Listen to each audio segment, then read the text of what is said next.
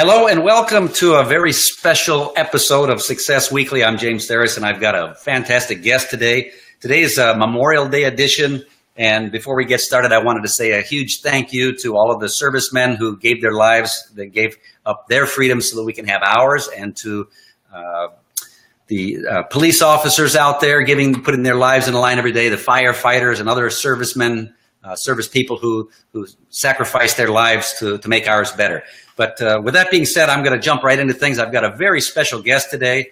The podcast subject is always about success, and it's kind of surreal for me today to be doing this because the gentleman I'm interviewing today is somebody who is a longtime mentor of mine from a distance, going on about 20 years now. And just watching some of the things that he did were very inspirational to me, because at the time that I learned about him, I was really struggling in business, and I was just running on pure raw energy and passion, but I didn't really know what to do. I had a lot of working pieces, but they were all discombobulated, and he really helped me to solidify things. And the first thing that I had of yours that really impacted me was your book. I forget the title. Can you refresh my memory on how to? The Art of Achieving Success Without Selling Out.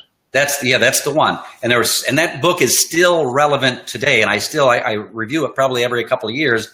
And I'll tell you whether there is a gold mine of information there. But I'd like to interview today one of my mentors and one of my early heroes in the martial arts success world, John Graden. And so welcome and thank you for joining me today. My pleasure. Thank you. Absolutely. I wanted to talk a little bit about your successes and how things progressed over the years. So I've got a couple of hit points or touch points that I wanted to we'll see where it kind of leads us. But I wanted to start with maybe a little bit about your martial arts background and how you got into martial arts and how you went from being a martial artist to being a martial arts school owner and making a profession out of that. So my father was military, and as a military father, discipline was pretty tight in the house. And I remember one time being spanked. I was 6 years old in Kentucky, and he invited me out to the couch to kind of make up and reestablish that the punishment's over. And we sat down and we watched The Green Hornet. The Green Hornet was an offshoot of the Batman TV series, which I loved as a 6-year-old. I used to fantasize being Robin, because Batman, he's the kid. But I was fascinated because on this program, the smallest, lightest, seemingly weakest guy had all the respect. He was the guy everybody was concerned about, and his name was Kato, and Kato was played by Bruce Lee. I wanted that power.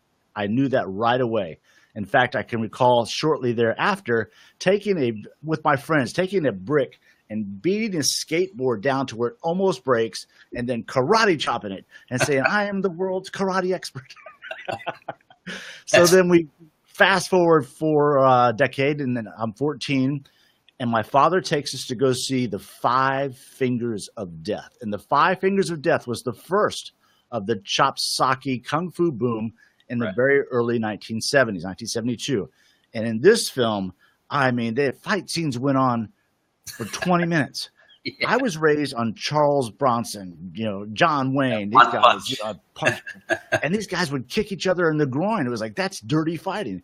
So at the end of the film, the guy's hand starts to shake and it starts to glow, and he smashes through the wall and he kills the bad guy with his 5 fingers of death. I really wanted this stuff down. So the next week after I got off school, I started calling karate schools in our area. I was in Largo, Florida. Most of them didn't answer. The ones that did were very abrupt, especially when they heard that I was a 14-year-old kid. But one person engaged me with questions. How'd you hear about us? And I said, what is this kata thing, kata? You're the 1972 kata champion? What is a kata? And he explained this imaginary fight. And he invited us to come into the class. So my father, who was extremely supportive of our martial arts training, he drove my brothers and myself to the school, and we sat there and were watching classes. A 15 or 16-year-old kid, not much older than me, came out. He's a blue belt. And, you have the supportive poles, you put padding around it for safety. Well, he started round kicking that pole, and the entire room started to shake. And there it was again. I've got to have this. And what I learned, this is very interesting, James. People that really embrace the martial arts to the degree that I did typically go through a period of time where they're powerless or intimidated or bullied. And in my case, my father was very strict, and there was a lot of tension at all times in the house. So you, as a kid, you feel like you have no control. You feel like you're powerless, and it's really debilitating. And the martial arts, from day one, it creates a path for you to gain respect, authority, power, and control. And it's a process of managing that's really going to make a difference in the long-term career of a martial artist. So we're watching the class, the kids hitting, they line up, and then the instructor for the school, Hank Farah, leapt over the railing and came over, shook hands. He had a six-pack. I'd never seen a six-pack before. I was just, this is like Superman. This is amazing. But as soon as he said it was $25 a month with a 12-month contract, my father said, we're out of here. So that was it. 6-7 weeks later, my brother Jim and I are shooting baskets on the driveway, and the phone rings. I run inside. In the old days, you actually answered the phone. You picked it up. And I said, hello. She says, hi, this is Debbie Bone from the Florida Karate Academy. I'm calling to see if you're still interested in training with us. Oh, man, I would love to do it. My parents won't pay for it because it's a contract. She said, you sound like you would be really dedicated. Tell you what, after school tomorrow, come by. You can clean the school for your lessons. So for the next 4 years, every day after school, I was wax on, wax off in the karate school. That gave me an opportunity to spend a lot of time with my instructors, good or bad. In fact, I have a book about this era called Who Killed Walt Bone? And all this is described in the book. So that's what got me going. I went from being an extremely shy kid to being to embracing the arts with such passion that by the time I was a blue belt, I felt I could explain it better than almost anybody in the school, with the exception of the instructors, because we would pair off and we'd teach. So I was coming out of this shell and starting to really get the first sense of the power of communication and how to become a leader of men. So it was a great time for me. So I'm indebted to the martial arts. It's taken me all over the world, and it's been a great ride. Yeah, well, that sounds very similar to my story, actually. So that's great to hear it from somebody else's perspective. The Five Fingers of Death. I came in just a little bit past that, but that was like the beginning of the Shaw Brothers movies, and of course they began showing the Black Belt Theater on Sunday afternoons on Channel 4 in Indianapolis, and that's kind of what got me hooked on it. Those fights that went on forever, and they'd get shot with 15 or 20 arrows and keep fighting, and it was incredible. And every movie was. Someone is offended. That person checks in with the Grand Master to go see if it's okay to take revenge out, and he takes revenge out. Every single one is the exact same thing. Yeah, it's always about revenge. Yes, but such fun times, fun movies and things. It's a shame that there's really that's not around anymore. It's kind of morphed into these action movies where every action scene is martial arts. But I miss those days. Yeah, exactly. I miss those days. So, people, for those who are listening or watching. Better today, too. Absolutely. They're athletes. I look at these kids doing Taekwondo kicking combinations, and my jaw drops. My body will fall apart trying to do this. So. The stuff that they're doing nowadays, they had to put them on wires back then, and now they're doing it without the wires. It's insane. I have no idea where they're going to take it in the future. So, okay, so you got that was a little bit of background on the martial arts. So when did Joe Louis come into the picture? I know that Joe. For those who are not familiar with martial arts, Joe Louis was trained with Bruce Lee and was like supposedly called the toughest guy, alive. And I met Joe several times and was a fantastic guy. But tell us a little bit about how you met him and how. In 1974, Mike Anderson was the premier promoter at the time for martial arts events and a pioneering genius, hosted the first world professional first world professional karate world championships. It was a special on ABC TV with celebrities in the audience, the LA arena, 10,000 people there, Mike's hosting with Telly Savalas, Kojak from those days. Mm-hmm. And that was the event that really set the American karate legends hierarchy. Bill Superfoot Wallace wins middleweight. Jeff Smith, the DC Bomber, wins light heavyweight. And Joe Louis, the Golden Boy, wins the heavyweight title. And looking back, I think Wallace was the most impressive fighter, frankly. But Joe Louis was a brilliant martial artist and a brilliant man. As far as being tough, he was extremely tough in terms of being able to handle pain. He was also one of the most gentle guys you ever meet. So he became my hero, along with Bruce Lee at those early formative teen years. This is, again, all in the book. You know, so my friends and I would play karate, and they would be Bruce Lee, and I would be Joe Louis, you know, and doing that kind of stuff. Fast forward 20 years, then Mike Anderson gives me a call and says, Joe Louis is in town. I want you to meet him. I went over. I helped him. I hosted the first seminar he'd done in a decade. We became very close.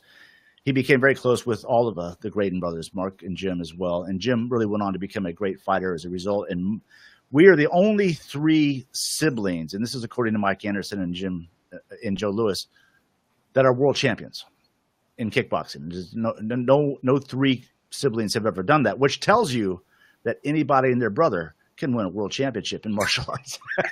Well, if they've got Joe Louis helping him, my goodness. Well, we started training 2 to 3 times a week for a decade. I mean, it was tough training, and it was just so great. So from there, Jim and I were named to a number of WACO USA teams. We fought in London, Italy. We went on tours.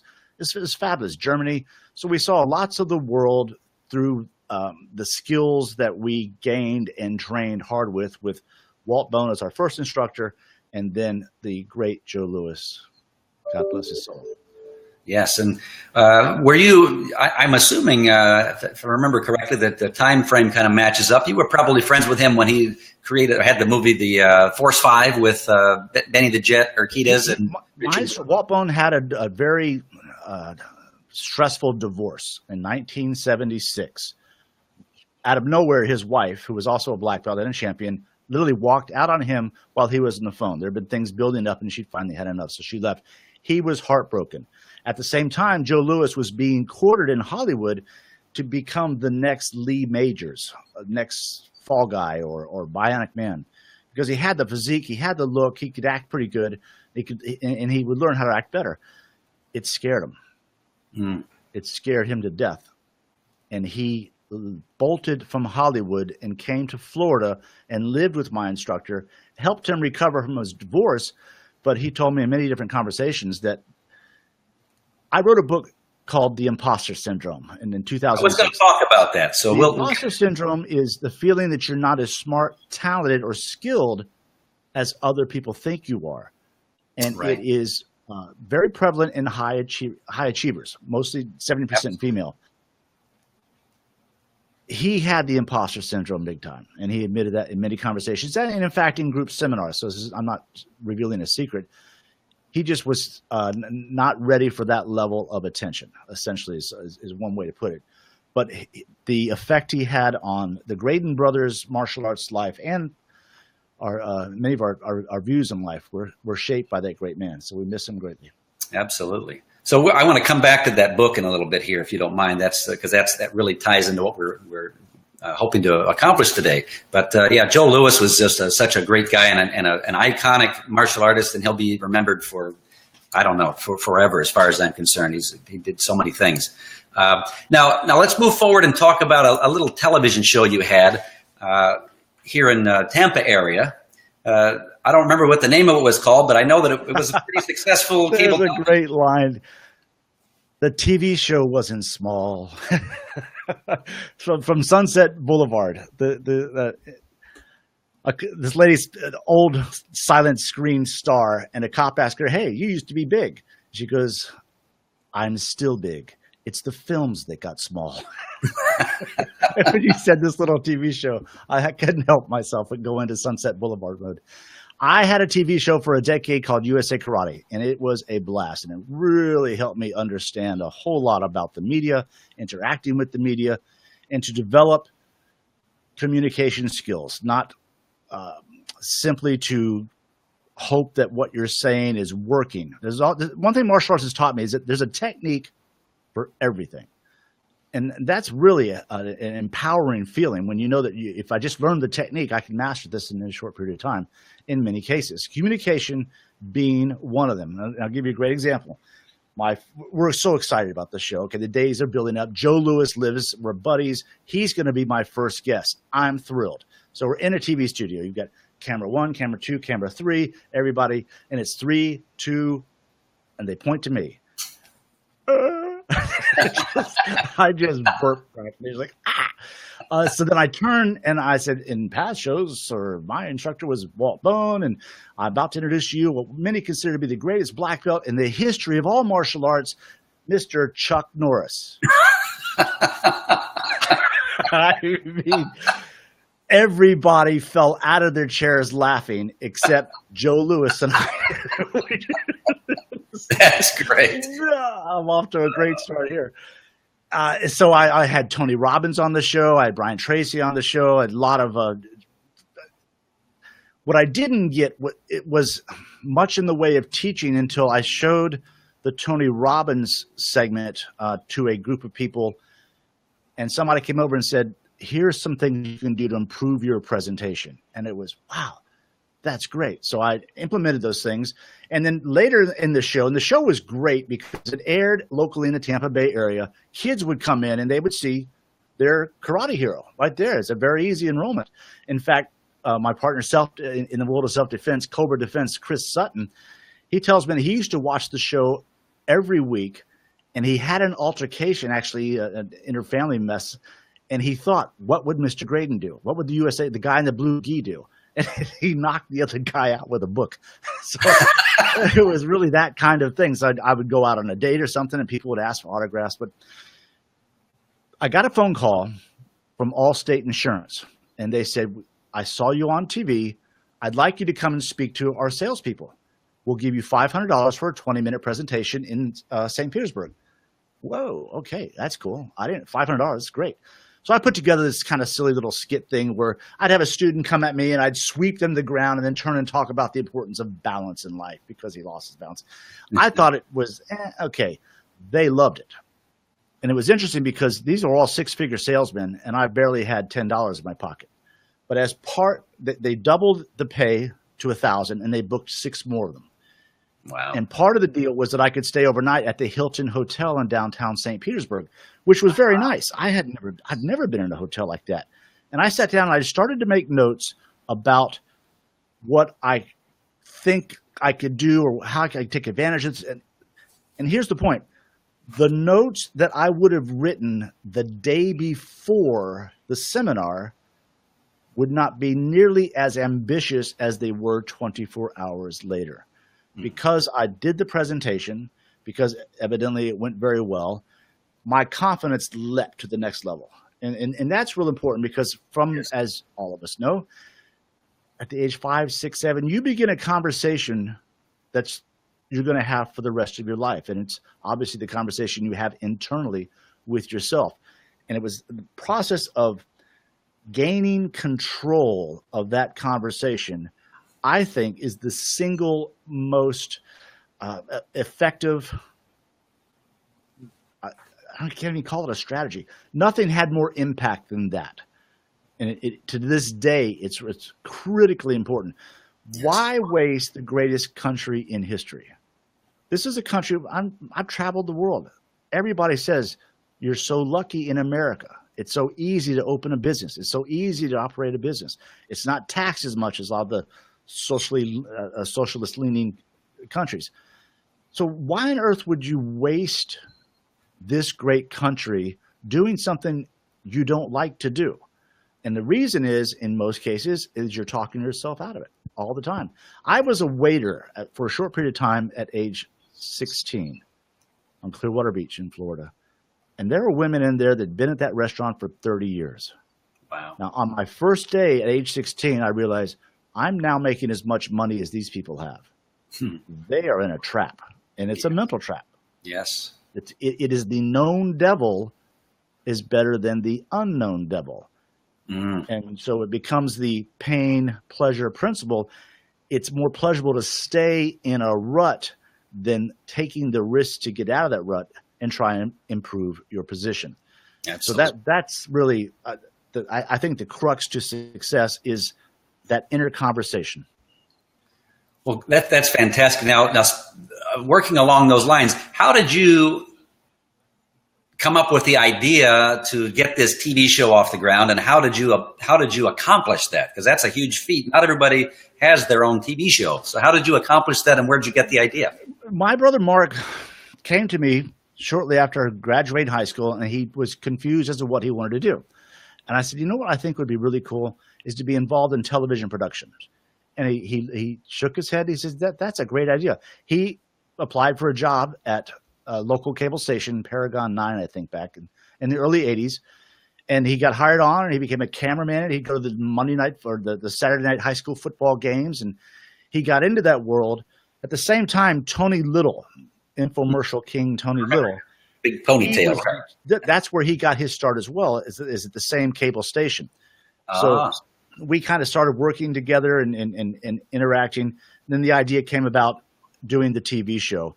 And it was really a blast. It was called tape to live. In other words, you would tape it, but if you make a mistake, you wouldn't go back and redo it. In most cases, you just carry on. So it really taught me to be able to speak on my feet and work in during the concepts of segments, where you're doing this. This is a segment. You have 2 minutes to make this presentation. So it really helped me a lot as a teacher, and certainly elevated my position in the community. I always wanted to be the best martial arts instructor, period. And I wanted to be the highest paid. Somebody's got to be the highest paid, so it might as well be me. So when I'm traveling through Italy fighting, or in Germany, or wherever we went, my goal was always to learn and take knowledge back to my students that I could then monetize in many ways.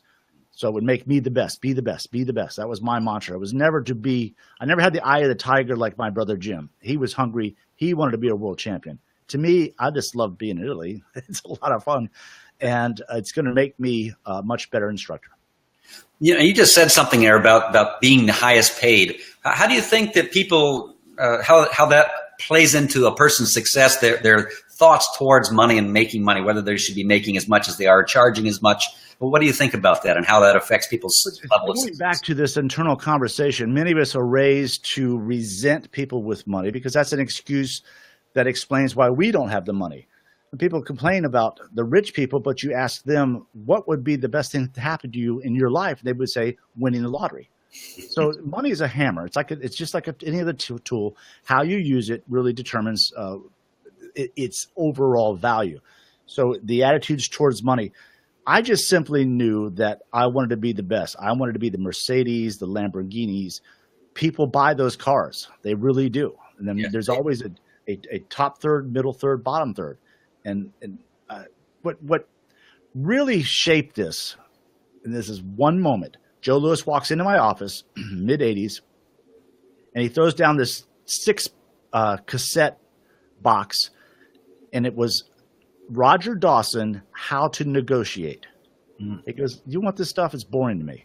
I said, sure. And I plugged it in, and this guy in this great British accent started to teach me how to negotiate. And that's when I started listening to Brian Tracy and started listening to Tony Robbins, and particularly Brian Tracy of all. I consider him to be a big-time mentor of mine. He's written the foreword to many of my books. To reprogram your thinking about your potential. And it is all programming. We're all programmed very early in childhood. And in many cases, it's healthy to go back and work on reprogramming that, so that your worldview and your inner view become congruent. Absolutely. Great stuff there. So, okay, let me see what I have next on my list here. I've got, let's talk about your first book. Why did you write that? What prompted you to want to put that out there, the book that I read? There was starting to be a movement towards a more commercial school in the martial arts. And that was a big word in those days. That's a commercial school. You'd write it, it's a commercial school, like a McDojo. Right. But the Karate Kid broke in 1984 and changed everything. So millions of kids joined martial arts schools around the country, and then millions of kids dropped right out again because the school was not professionally run. It wasn't safe. It was being run in an old school way. So what I did Joe Lewis called me one day. We were sparring at boxing clubs and community centers where I had class. I didn't have a school. He called me one day and says, John, you've got to give your students a home. And I knew immediately what he meant. Mike Anderson tried to convince me because I could make a lot of money as a karate, but I didn't know the first thing about business. But when he said you need to give your students a home, I knew immediately what he meant, because that martial arts school was my home. I used to actually spend the night at the school, just stay away from my home. So that touched me. I opened the school, and I had 125 students join in the first month because I brought a lot in from my college classes. And I made $5,800 that first month, 1986. I was rich. I was a karate millionaire. Within 6 months, the gross was so low that it wasn't even on my ledger. The numbers were off the ledger. So I drew a little explosion and wrote, ah. So I knew I was in big trouble. So I got on the phone and I traveled and I found schools that fit 2 criteria. 1, they produce excellent black belts. Be the best, be the best, be the best. 2, they had a 6-figure income from their school. And this is, again, mid-'80s. So I took the key elements and I found a lot of consistency in the strategies that these guys were using. I put it together into a system called the Black Belt Management System and wrote the book Black Belt Management. And that is the core also of Martial Arts Teachers Association. So the Black Belt Management System was taking proven strategies from answering the phone to how to conduct a trial lesson, to how to conduct an enrollment, how to conduct an upgrade, how to run a belt exam, that had been proven over the years by the best in the business. So that's what launched Black Belt Management. And then that led to creating the first professional association for the martial arts school business called the National Association of Professional Martial Artists. And thank you so much for doing that, sir, because you and I wouldn't be here talking today had you not done that. Thank you. It was in 1993, and in 1996, I created the first trade journal, university recognized martial arts professional magazine, and then the ACMA, American Council on Martial Arts, which was the first university recognized and respected certification program for instructors. And the first students were Bill Wallace, Joe Lewis, Taekwondo legend Jun Rhee, and a lot of big names that flew to Dallas, Texas, went through the entire course, graduated just to show support. And in fact, one day, Bill Wallace ran off at lunch and brought Chuck Norris back to the school. And he spent 20 minutes sharing war stories with us and gave us a great endorsement for the program. That program now is the Martial Arts Teachers Association certification program, MATA instructor certification at martialartsteachers.com. Wow, that's fantastic. Yes, I remember when I found NAPMA, I'm just a little bit of a corollary here. Prior to me learning about you, I had a friend from Canada, and he was an ultra successful martial arts school owner up there in Canada, and he also was a very good practitioner. And I thought, wow, I want to be like this guy. Let me ask him a couple of questions, and what does he think? And he drove down from Canada one day or one weekend, and basically asked me a bunch of questions and had me answer the questions, and just blew my mind. Just asking the questions and getting that information out of me, that was a lesson in itself. And I said, so what do you think I should do next? And he said, well, there's 2 companies out there, and they're both great, and you should get involved with one of them. The first one was a company called EFC, Educational Funding Company, and the second one was NAPMA, National Association of Professional Martial Artists. Well, I called EFC first, and I got a voicemail, and I left a message, and I waited about an hour or 2 and didn't hear anything back. So then the next thing was I called NAPMA. I forget who it was, might have been Kathy Marler on the phone. I got somebody immediately on the phone. I was enrolled within 2 minutes, and it's been fantastic ever since. And I'll tell you, I wore the heck out of your phone with your consultants. I literally did call every single day. I know they got sick and tired of this Theros guy again. But I'll tell you what, it was life-changing, life-saving for me that you created that organization. And I was really upset with my instructor because I learned probably about 2 to 3 years into it that he had been using NAPMA. And I started wondering, where did he get this idea for this to-do list? And why are we all of a sudden clapping at the end of class? And this is not my instructor at all. This is totally foreign to anything he's done before. And he's got to be getting this from someplace. And I had no idea for a long time until I made that phone call and got involved with NAPMA. And then all of a sudden it dawned on me, oh, that's where my master got all this information. And so I went and talked to him about it. And of course, he told me, and he showed me this huge library of these big video cassettes he used to send out. And I'll bet that was a heck of a job putting those packages together each month. It was very interesting. The TV show experience led right into being able to do these video segments for the video we sent out. So I hired my brother from the cable company and made him our official videographer. And we built a studio, and it was just cool. It was a great time. Yeah. But I am no longer with NATMA. I have nothing to do with NATMA. I don't know. Are they even martialartsteachers.com? Yes. Well, that's exactly that morphed into the Martial Arts Teachers Association. And tell our listeners or those watching that might be in martial arts or have an interest in getting in martial arts, how they might find out more information about the Martial Arts Teachers Association, who it's for, and those types of things. Martial Arts Teachers Association at martialartsteachers.com is a professional association for martial arts school owners, instructors, or anyone who wants to make that their career, either full-time or part-time. We have a very inexpensive membership tuition, and there's a variety of modules and courses you can take, and there's professional downloaded files that you can use for your marketing. So it really gives you the black belt management system, but in a more modern setting. We have courses on how to use YouTube to promote your school, Facebook marketing, Google Places, and Google My Business, and a variety of different leading edge marketing and management solutions. And the site is updated constantly, so it's thriving, it's growing, and we'd sure like to welcome any new members who want to check it out. Yeah, I can attest to you that it's fantastic. It's got there's so much information on there. You couldn't possibly go through it in less than like 5 years, I think. It's just continually growing, but really top-notch information and some great video of drills and things you've put together. So I think anybody interested in that should definitely check that out. And then there's also, you have a good friend named Chris Sutton that runs a program called Cobra Defense, and I forget what the acronym stands for. Combat Objectives or something. I forget what is that. I don't even know what it is. It's a. Chris is the best. And I'm going to tell you the Chris Sutton story real quick.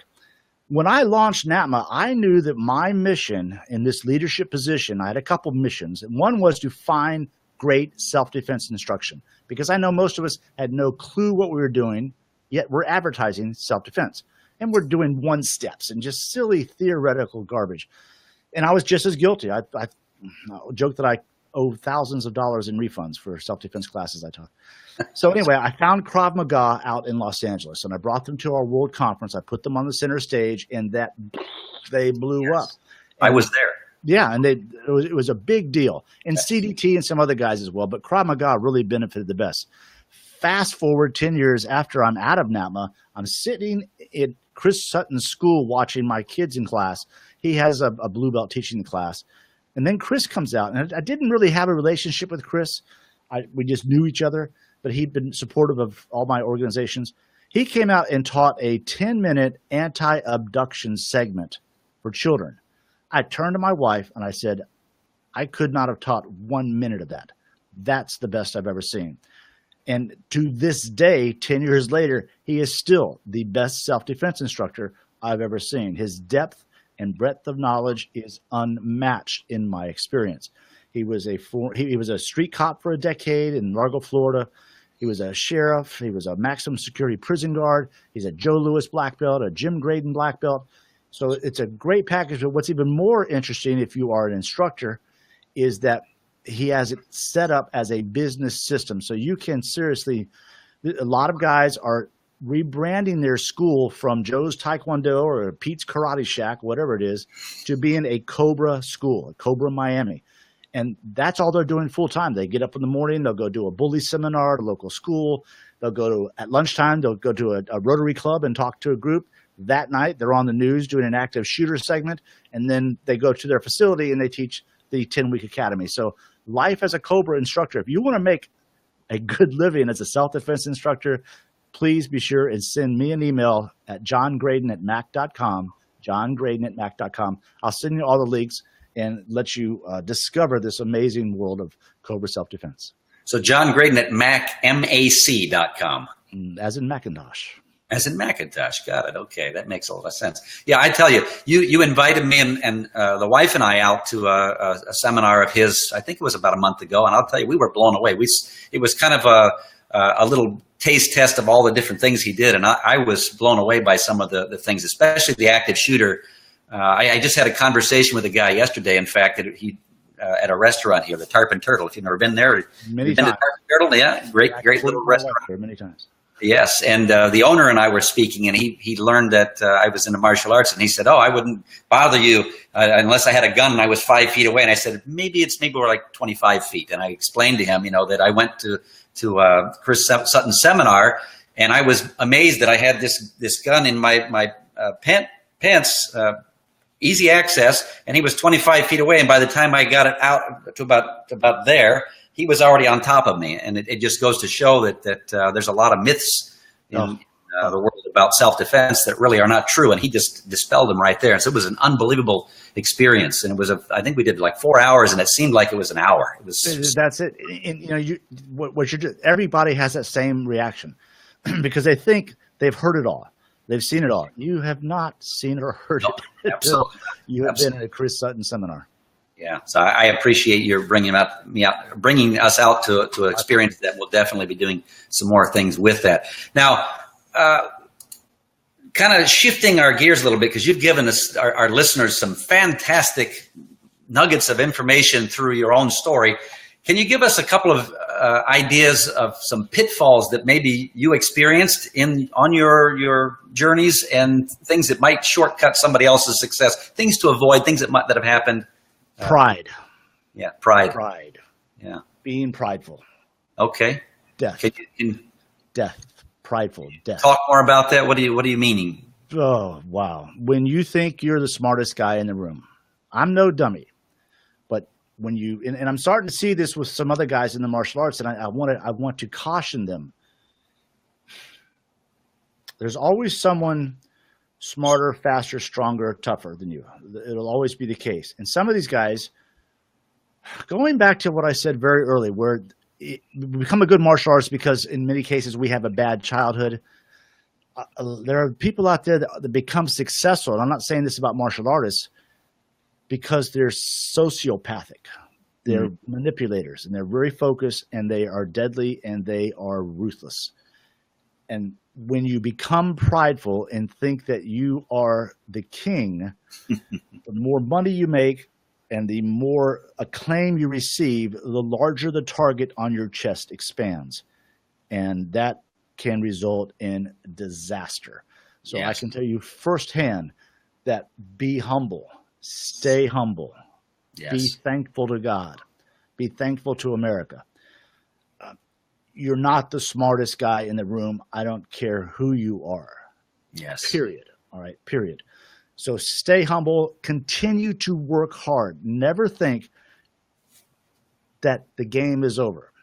Never think that, okay, I've got this in the bag. Now I can sit back. Right. That's really dangerous. And in Florida, we have a lot of things we can do all day. Go play golf. Go to the beach. A lot of stuff. So find guideposts that can keep you centered.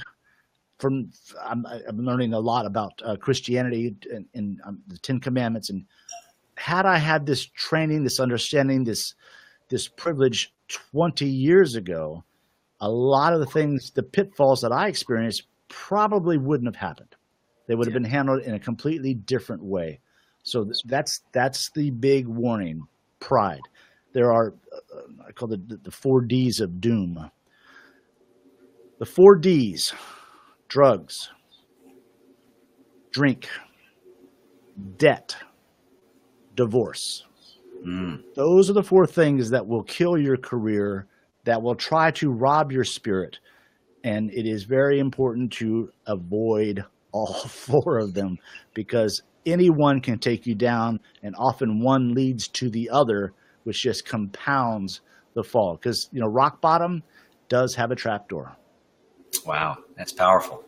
Okay, before we finish, I wanted to circle all the way back to your book, which I have to admit I haven't ordered it yet, but I'm going to be ordering it as soon as we get done here, and I'm going to be putting it on my next reading list, and that is The Imposter Syndrome. And the reason I bring that up is because I myself, as little as I am in the martial arts world, I feel the same way. And I had a conversation with some of my leadership team members today. They call me Master Theros. I have an old joke that I say that my students call me Master, my friends call me James, my enemies call me Theros. So when my students call me a master, I don't feel like I'm a master of anything. And if I've mastered anything in the martial arts, it's the basics. That's it. That's what I'm the best at, is teaching the basics. I don't claim to be able to fly over a speeding Camaro or Corvette and or walk on water or anything like that. But there are times that I go through that and thinking, wow, I don't really feel like I deserve that title, master. And who are these guys looking to? I've got a lot of things that I need to work on as well. I'm not a perfect person, but that's the reason that I keep doing what I'm doing, is because it's a continual work in progress. And so can you tell us a little bit more about that book and how it applies to a person's success? I know you spoke a little bit on. I got a phone call, an email, and then followed by a phone call a month ago, 3 weeks ago, from CBS Radio in New York. They wanted to do an interview with me on the imposter syndrome, and it seems the hostess actually, someone gave her the book at a time in her life where she was in between careers, and it really just made a big difference for her, and she's been promoting the book and bringing it back to life, because many of the books that I write are reflective of the time in my life that I write them. It's almost therapeutic for me, cathartic. Yes. So this was done in 2006, coming off of a divorce. So there's a lot of introspection at that time. I was doing a lot of study about psychology and motivation. So the book, The Imposter Syndrome, again, it is a series of strategies to help you overcome a feeling of inadequacy, the feeling that you're not as sharp, skilled, or talented as everyone else thinks you are. And the impending feeling of doom, and this is going back to the Joe Louis leaving Hollywood, is that you feel you're about to be found out as a fraud. And that is terrifying, and it prevents people from making the next move in their career or in their life. So the whole idea behind the Imposter Syndrome book that I wrote was to help people to reprogram their mental thought processes, taking control of the conversation of a lifetime, so that they can have a clear vision of their capabilities. And part of that, and this is pretty dang cool, and the hostess pointed this out, is there's an exam referenced in the book called the Kolbe exam, Kolbe or Y, I don't remember which, but it's from a lady, Kathy Kolbe. And what it does, it teaches you through going through this exam what your natural tendencies are. Mm. And it's so powerful because I found out that my natural tendency is leadership and vision, creativity. My weakest area was in organization. So sounds very familiar. And I was so relieved to hear that. And you say, well, why? Because there's no way I'm going to get really good at organization. I'm going to always have to delegate that out. I can never be an accountant, for instance. So I've got to have somebody that scores really high on organization. Typically, when they're scoring high on organization, they score low on leadership and creativity. So it's kind of this kind of thing. Because I also noticed that in meetings, I'd have, my staff in here, 10, 12 people, 20 people, and I would bring up an idea. For instance, bringing up the idea of doing a full-color martial arts professional magazine. Nobody had ever done that before because full color is very expensive. Absolutely. The first people to object to anything like that are going to be the highly organized people. The accountants. Because there's too many boxes that aren't closed yet. There's too many questions. And so I would bring the more creative people into the meeting. We bring it along further before I would bring the accountants in, so that we had at least the ducks in a row enough for them to see the vision, because all they see is what's right in front of them. So the worldview is a little more narrow, I think, than at least mine was. My vision for trying to take the martial arts industry from the Stone Age into the modern age, which I think I accomplished pretty well. Wow. So in closing, what's next for John Graden? What are you working on? What are you excited about? And where do you see yourself in the future? We're very excited about the martial arts professional instructor program. MATA certification. That is an updated version of the ACMA, updated in many different ways with new chapters, new modules. And we're really excited about our relationship with some great partners, including Sports and Fitness Insurance Corporation, SFIC. And they have stepped up to actually, they are sponsoring the certification program so that as a student of the program, as a martial arts instructor, you don't have to pay to take the course. They're covering it. You have to pay if you want to take the exam at the end and get a certificate. Obviously, there's cost involved in that. But just from an educational standpoint, go to matacertification.com. You do have to register. It's a free registration, but it's you do have to register. But you start working on those modules, and it's a fantastic course, and we're very excited about it. So let's put this on the screen here, matacertification.com. I hope I spelled that right. And let's show that to the viewers. That looks good. I'm working a lot with Chris Sutton on active shooter training and anti-bully programs and all the different courses and programs that Cobra offers. That's at cobradefensesystems.com, cobradefensesystems.com. And I do work outside the martial arts as well. I do coaching for public speaking, and it's an area where there are a lot of professional businesses that give short, small talks to try and drum up business, and they have no training on how to get in front of a crowd and so to say, wow a crowd. So that's what I'm working on now, and I'm also working towards doing a TED Talk. I want to do a national or international TED Talk. That takes a while. It takes some work, but the thing I would leave you guys with is take the time to learn how to communicate effectively. That is the next book that I'm working on. Excellent. It's incredibly important. I did, in support of the imposter syndrome years ago, I did a short video on how to build self-confidence. It was 3 minutes long. The next morning, I'm in the car and I'm listening to messages, and this guy says, "Hi, my name is Steve so-and-so. I just saw your video on YouTube. You are a great speaker. I'm very good friends with Dr. Mehmet Oz. I'm sure I can get you on his program so people can hear your message." 6 months later, Janet and I were in New York City on the Dr. Oz show. So work on your speaking skills. Just don't think for a second because you're a karate instructor that you're a good speaker. Get some help, study, and I'd be quite happy to help you as well. That sounds great, sir. Well, I greatly appreciate it. I'm humbled you accepted my invitation for this, and it's been enlightening just as much for me as it is for anybody watching this or listening to it, I'm sure. And I wanted to thank you from the bottom of my heart for helping me out. And you're a big reason why I'm here in Florida now and where I ended up. And I take your advice very seriously, and you've given me some fantastic feedback and information over the years that have really paid dividends. So I thank you for that, and thank you for taking the time with our viewers and listeners today. I appreciate the opportunity. Thank you. All right. Okay, guys, that's all we have for today. If you've got any questions or comments, feel free to put those in the comments below, and we'll do our best to get to those as quickly as possible. Until next week, be successful. All right, that is the end of our